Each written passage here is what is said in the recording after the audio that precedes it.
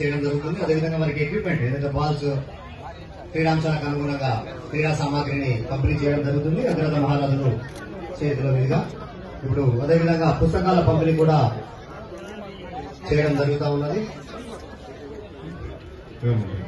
Voice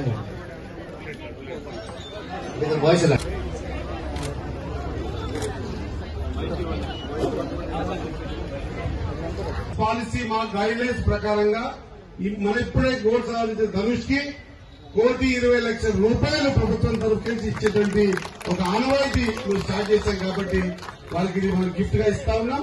ఇంకా ధనుష్ భవిష్యత్తులో ఇంకా పెద్ద ఎత్తున ఇంటర్నేషనల్ లెవెల్లో ఏదైతే పేరు సంపాదించిందో మన పేరు, మన దేశం పేరు ప్రపంచంలో మారుమోగే విధంగా ధనుష్ కి మంచి భగవంతుడు ఇవ్వాల్సి కోరుకుంటూ మరి చక్కగా ఇంత మంచి పాలసీ ఇచ్చినటువంటి మన ప్రియతమ ముఖ్యమంత్రి రేవంత్ రెడ్డి గారికి ఒకసారి గట్టిగా అందరూ చప్పట్లు కొట్టాల్సిందిగా మేము అందరితో కోరుతా ఉన్నాం. Thank you.